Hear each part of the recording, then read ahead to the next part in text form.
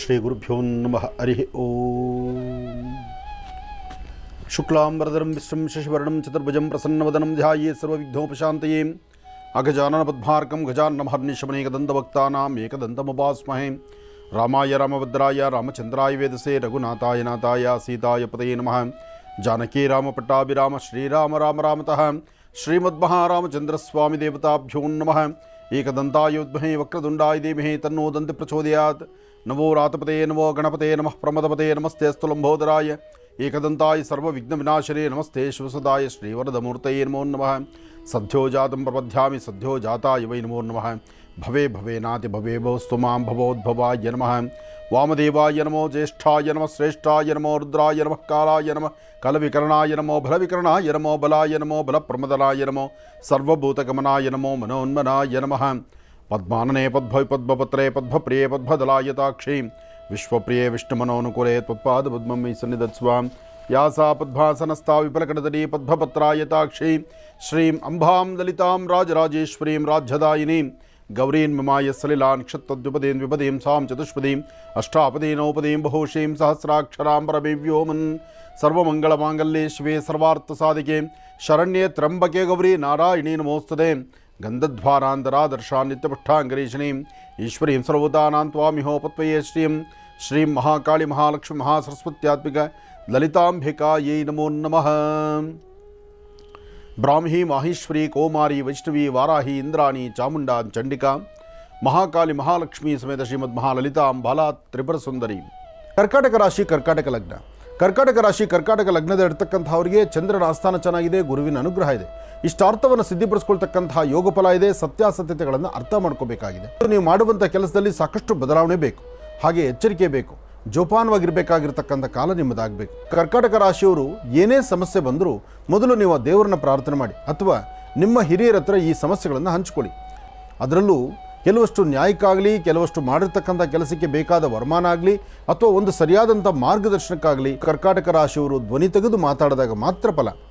ದೊಡ್ಡವರನ್ನು ಮಾತಾಡ್ತಾರೆ, ಹಸಿದಾಗ ಅಮ್ಮನ ಮುಂದೆ ನಿಂತು ಅಮ್ಮ ಹಸಿವಾಗ್ತಿದೆ ಅಂದರೆ ಮಾತ್ರ ಊಟ ಅಂತೆ. ಇಲ್ಲ ಅಂದರೆ ತಾಯಿ ಸಹಿತ ಊಟ ಕೊಡೋದಿಲ್ಲ. ಯಾಕೆಂದರೆ ನಿನ್ನ ಹಸಿವು ಆಕೆಗೆ ಅರ್ಥ ಆಗೋದಿಲ್ಲ. ಆ ಕ್ಷಣಕ್ಕೆ ನಿನ್ನ ಹಸಿವನ್ನು ಬಾಯ್ಬಿಟ್ಟು ಕೇಳಬೇಕು. ಹಾಗೆ ಕರ್ಕಾಟಕ ರಾಶಿಯವರು ನಿಮ್ಮ ಶ್ರಮಕ್ಕೆ ಫಲವನ್ನು ಅದಕ್ಕೆ ಬೇಕಾಗಿರ್ತಕ್ಕಂಥ ಆಯಾ ಸಮಯಕ್ಕೆ ಬೇಕಾದಂಥ ಒಂದಷ್ಟು ವ್ಯವಸ್ಥಿತವಾದಂಥ ರೀತಿ ನಿಮ್ಮ ಮಾತಿನ ಧ್ವನಿ ಇದ್ದರೆ ಖಂಡಿತ ಒಳಿತನ್ನು ಸಿದ್ಧಿಪಡಿಸ್ಕೊಳ್ತೀರಿ. ಅದರಲ್ಲೂ ಕರ್ಕಾಟಕ ರಾಶಿಯಲ್ಲಿರ್ತಕ್ಕಂಥ ಹೆಣ್ಣು ಮಕ್ಕಳು ಮಾತ್ರ ಒಂದಷ್ಟು ಜೋಪಾನ ಎಚ್ಚರಿಕೆಯಿಂದಿರಿ. ನೀವು ಮಾಡದಿರತಕ್ಕಂಥ ಕೆಲವು ತಪ್ಪು ಒಪ್ಪುಗಳಿಗೆ ತಲೆಬಗ್ಸಿ ನಿಂತ್ಕೋಬೇಕಾಗತ್ತೆ. ಎಚ್ಚರಿಕೆಯಿಂದ ಇರಿ. ಯಾವುದಾದ್ರೂ ಒಂದು ಕಡೆ ಮಾತಿಗೆ ಕಟ್ಟಿಬಿದ್ದು ಏನಾದರೂ ಒಂದು ಅಸಮಾಧಾನವನ್ನು ತಂದುಕೊಂಡು ಮಾನಸಿಕವಾಗಿ ತುಂಬ ಹಿಂಸೆ ಪಡುವಂಥ ಪರಿಸ್ಥಿತಿ ಎದುರಾಗುತ್ತೆ.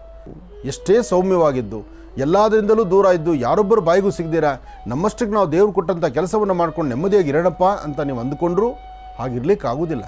ಕೆಲಸಕ್ಕೆ ಬಾರದಂಥ ಎಲ್ಲ ವಿಚಾರಗಳೂ ತಲೆ ಹಾಕ್ತೀರಿ, ಎಲ್ಲಾದ್ರ ಕಡೆಯೂ ಮೂಗು ತೋರಿಸ್ತೀರಿ, ಎಲ್ಲಾದ್ರ ಕಡೆಯೂ ಏನೋ ಒಂದು ಸಮಸ್ಯೆ ಮಾಡ್ಕೊಳ್ತೀರಿ. ಭಾಳ ಜಾಗೃತರಾಗಿರಿ, ಎಚ್ಚರಿಕೆ ಆಗಿರಿ. ಯಾವುದೇ ವಿಚಾರಕ್ಕಾದರೂ ನಿಮಗೆ ಸಂಬಂಧ ಇರಲಿ ಅಥವಾ ಸಂಬಂಧ ಇದ್ದರೂ ಸರಿ ಇಲ್ದಿದ್ರೂ ಸರಿ ಅದರಿಂದ ಸ್ವಲ್ಪ ದೂರನೇ ಇರಿ. ಎಷ್ಟು ಬೇಕೋ ಅಷ್ಟು ಮಾತ್ರ ನಿಮ್ಮ ಪಾತ್ರವನ್ನು ಅಲ್ಲಿ ಉಪಯೋಗಿಸಿ. ಆಗ ಸ್ವಲ್ಪ ಒಳಿತನ್ನು ಕಾಣಬಹುದು. ಆದರೆ ಏನೇ ಕೆಲಸ ಮಾಡಬೇಕಾದ್ರೂ ಕೆಲಸಕ್ಕೆ ಪ್ರಾರಂಭದಲ್ಲಿರ್ತಕ್ಕಂಥ ಆ ಇಂಟ್ರೆಸ್ಟು ಆಗಿರ್ತಕ್ಕಂಥ ಒಂದಷ್ಟು ಮನಸ್ಸಿನ ಉದ್ವೇಗತನ ಆವೇಶ ಎಲ್ಲವೂ ಇದೆಯಲ್ಲ, ಅದಾದ ಸ್ವಲ್ಪ ಹೊತ್ತು ಬದಲಾಗ್ಬಿಡುತ್ತೆ.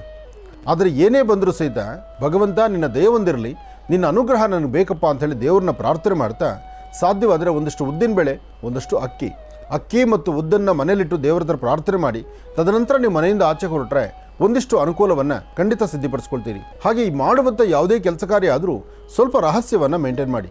ಅಂದರೆ ಒಂದಷ್ಟು ಗೌಪ್ಯತೆಯನ್ನು ನೀವು ಕಾಪಾಡಿದ್ರೆ ಖಂಡಿತ ಹೆಚ್ಚಿನ ಫಲ.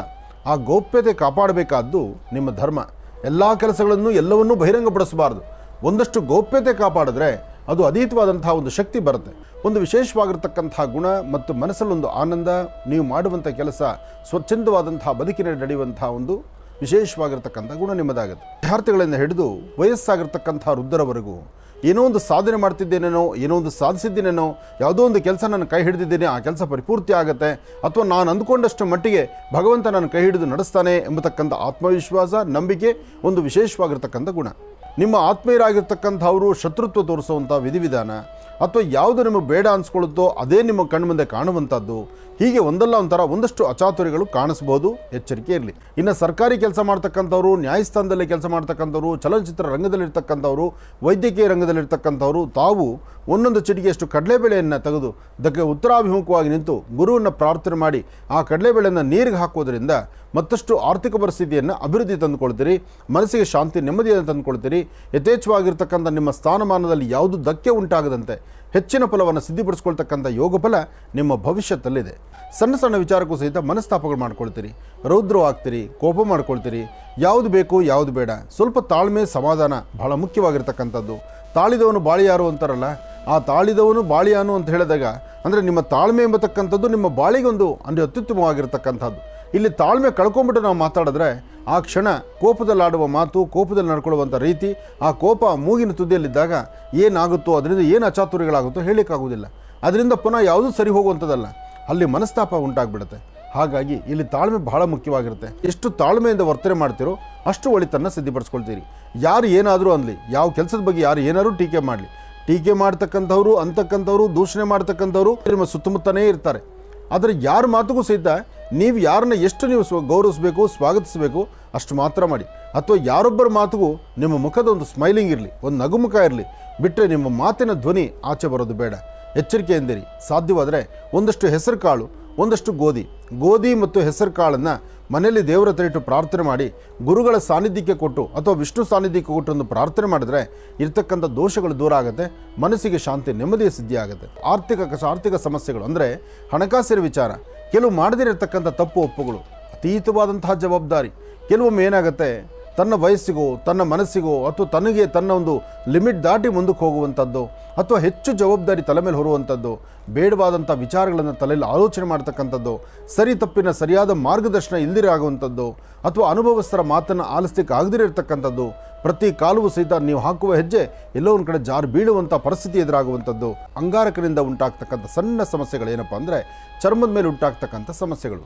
ಯಾಕೆಂದರೆ ಅಂಗಾರಕ ಕುಜ ಅಲ್ಲಿ ಸರಿಯಿಲ್ಲ ಅಂದರೆ ಜಾತಕದಲ್ಲಿ ರಕ್ತ ಚಲನೆ ಆಗ್ತಕ್ಕಂಥದ್ದು, ನರನಾಡಿಗಳಿಗೆ ವ್ಯತ್ಯಾಸ ಆಗ್ತಕ್ಕಂಥದ್ದು, ಅಥವಾ ಒಂದಷ್ಟು ವ್ಯತ್ಯಾಸದಿಂದ ಮಾನಸಿಕವಾಗಿ ನೋವು ಪಡ್ತಕ್ಕಂಥದ್ದು, ಇದೆಲ್ಲ ಸಮಸ್ಯೆ ಎದುರಾಗ್ಬೋದು. ಒಂದಿಷ್ಟು ಒಳಿತಾಗುವಂಥ ಕಾಲ, ಆ ಒಳಿತಾಗುವಂಥ ಕಾಲದಲ್ಲಿ ಒಂದು ವಿಶೇಷವಾಗಿರ್ತಕ್ಕಂಥ ಮನಸ್ಸನ್ನು ಶಾಂತಿ ರೂಪದಲ್ಲಿ ತಂದಿಟ್ಕೊಂಡ್ರೆ ಅದರ ಫಲಾಫಲಗಳು ಮತ್ತಷ್ಟು ವೃದ್ಧಿ ಆಗುತ್ತೆ. ಸಾಕಷ್ಟು ಆಕರ್ಷಿತರಾಗಿರ್ತೀರಿ, ವ್ಯವಹಾರಗಳನ್ನು ಚೆನ್ನಾಗಿ ಮಾಡ್ಕೊಳ್ತೀರಿ, ವ್ಯಾಪಾರ ವ್ಯವಹಾರದ ಕಡೆ ನೀವು ಗಮನ ಕೊಟ್ಟಂತೆ ನಡೆಸ್ಕೊಳ್ತೀರಿ. ಎಲ್ಲಕ್ಕಿಂತ ಮುಖ್ಯವಾಗಿ ಒಂದು ಜವಾಬ್ದಾರಿಯುತವಾದಂಥ ಸ್ಥಾನದಲ್ಲಿ ನಿಂತು ನಿಮ್ಮ ಜವಾಬ್ದಾರಿಯನ್ನು ಮತ್ತಷ್ಟು ವೃದ್ಧಿ ಮಾಡ್ತೀರಿ. ನ್ಯಾಯಸ್ಥಾನ ಅಥವಾ ಒಂದು ಕೋರ್ಟು ಕಚೇರಿ ಯಾವುದೇ ವಿಚಾರದಲ್ಲಾದರೂ ಧೈರ್ಯವಾಗಿ ಒಂದೆಜ್ಜೆ ಮುಂದಿಟ್ಟು ಅದರಲ್ಲಿ ಆಗಿರ್ತಕ್ಕಂಥ ಸಾಧಕ ಬಾಧಕಗಳನ್ನು ಅರ್ಥ ಮಾಡಿಕೊಂಡು ಸರಿಯಾದ ಜಯವನ್ನು ಸಿದ್ಧಿಪಡಿಸ್ಕೊಳ್ಳುವಂಥ ಯೋಗ ಬಲದಲ್ಲಿ ತಾವು ಸಿದ್ಧರಾಗ್ತೀರಿ. ಕಾರಣ ನಿಮ್ಮ ಜಾತಕದಲ್ಲಿ ಗುರು ಮತ್ತು ಶುಕ್ರ ಇರತಕ್ಕಂಥ ಆಸ್ಥಾನ, ಹಾಗೆ ಶನಿಯ ದೃಷ್ಟಿಕೋನ ಸಹಿತ ಅಷ್ಟೇ ವಿಶೇಷವಾದ್ದರಿಂದ ಕೇತುವಿನ ಅನುಗ್ರಹ, ಗುರುವಿನ ಕಾರುಣ್ಯ, ಮಾಡಬೇಕಾಗಿರ್ತಕ್ಕಂಥ ಧರ್ಮ ಕಾರ್ಯ, ಯಾವುದೇ ಕೆಲಸ ಕಾರ್ಯಗಳನ್ನು ಜವಾಬ್ದಾರಿ ತೆಗೆದುಕೊಂಡ್ರೂ ಜವಾಬ್ದಾರಿಯುತವಾದ ಸ್ಥಾನದಲ್ಲಿ ನಿಂತು ಕೆಲಸ ಮಾಡಿದಾಗ ಮಾತ್ರ ಅದರ ಫಲಾಫಲಗಳು ಸಿಗ್ತಕ್ಕಂಥದ್ದು. ಭುವನೇಶ್ವರಿ, ರಾಜರಾಜೇಶ್ವರಿ, ಶಕ್ತಿ ದೇವತೆ ಅಥವಾ ಗೌರಿಯನ್ನು ಪ್ರಾರ್ಥನೆ ಮಾಡ್ತಾ ನಿಮ್ಮ ಮನಸ್ಸಲ್ಲಿರ್ತಕ್ಕಂಥ ದ್ವಂದ್ವ ನಿಲುವನ್ನು ದೂರ ಮಾಡಿಕೊಳ್ಳಿ. ಶಾಂತಿ ಸಮಾಧಾನವಾಗಿದ್ದರೆ ಅದರ ಫಲಾಫಲಗಳು ಸಾಕಷ್ಟು ಆಗುತ್ತೆ. ಹಾಗಾಗಿ ಮಹಾಕಾಳಿ, ಮಹಾಲಕ್ಷ್ಮಿ, ಮಹಾಸರಸ್ವತಿ ಶಕ್ತಿ ದೇವತೆಯನ್ನು ಪ್ರಾರ್ಥನೆ ಮಾಡೋದರಲ್ಲಿ ಹೆಚ್ಚಿನ ಫಲವನ್ನು ತಾವು ಸಿದ್ಧಿಪಡಿಸ್ಕೊಳ್ಬೋದು. ಆದರೆ ಇಲ್ಲಿ ಒಂದು ಅರ್ಥ ಮಾಡ್ಕೋಬೇಕಾದಂಥ ವಿಚಾರ, ಮನುಷ್ಯನ ಗ್ರಹಗತಿಗಳು ಕೆಟ್ಟಾಗ ಗ್ರಹ ನಕ್ಷತ್ರಚಾರ ಪ್ರಕಾರ ಗ್ರಹಗಳಿಂದಲೇ ಅನುಕೂಲ ಆಗಬೇಕು, ಬಿಟ್ಟರೆ ಇವತ್ತು ನಾನು ಸರಿಪಡಿಸ್ಕೊಳ್ತೀನಿ ಅಂತ ಏನೋ ಮಾಡಲಿಕ್ಕೆ ಹೊರಟ್ರೆ ಅದು ಸಾಧ್ಯವಿಲ್ಲ. ಮನಸ್ಸಿಗೆ ಇಷ್ಟ ಇಲ್ಲದಿದ್ದರೂ ಆ ಸಮಯದಲ್ಲಿ ಒಂದಷ್ಟು ಕೆಲಸಗಳನ್ನು ಮಾಡ್ತೀರಿ. ಆ ಕೆಲಸಗಳನ್ನು ಮಾಡಿ ಕೆಲಸ ಆಗುತ್ತೋ ಇಲ್ಲೋ ಎಂಬತಕ್ಕಂಥ ಸಂದೇಹದಲ್ಲಿರ್ತೀರಿ. ಆ ಸಂಶಯ ನಿಮಗೆ ಎಷ್ಟೇ ಇದ್ರೂ ಅದಾದ ನಂತರ ಜಯವನ್ನೇ ಸಾಧನೆ ಮಾಡ್ಕೊಳ್ತೀರಿ. ಹಾಗಾಗಿ ವಯಸ್ಸಾಗಿರ್ತಕ್ಕಂಥ ಹಿರಿಯರಿಗೆ, ಸಂಕಷ್ಟದಲ್ಲಿರ್ತಕ್ಕಂಥವ್ರಿಗೆ, ಬಡತನ ರೇಖೆಯಲ್ಲಿರ್ತಕ್ಕಂಥವ್ರಿಗೆ ಅಥವಾ ಏನೋ ಕಷ್ಟದಲ್ಲಿರ್ತಕ್ಕಂಥವ್ರಿಗೆ ನಿಮ್ಮ ಕೈಲಾದಷ್ಟು ಏನು ಸಹಾಯ ಮಾಡಲಿಕ್ಕೆ ಸಾಧ್ಯ ಆಗುತ್ತೋ ಆ ಸಹಾಯವನ್ನು ಮಾಡಿ. ಕೆಲವೊಮ್ಮೆ ಹಣಕಾಸಿನ ಸಹಾಯವೇ ಪ್ರಧಾನ ಅಲ್ಲ, ನಿಮ್ಮ ದೇಹ ದಂಡಿಸಿ ಒಂದಷ್ಟು ಸೇವೆಯನ್ನು ಮಾಡೋದು ಅದು ಸಹಿತ ದೊಡ್ಡ ಸಹಾಯವೇ. ಇಂತಹ ಸೇವಾ ಮನೋಭಾವ ನಿಮಗಿದ್ದರೆ ಸಾಕಷ್ಟು ಲಾಭವನ್ನು ತಂದುಕೊಳ್ತೀರಿ. ಒಳ್ಳೆಯದಾಗಲಿ, ಶುಭವಾಗಲಿ.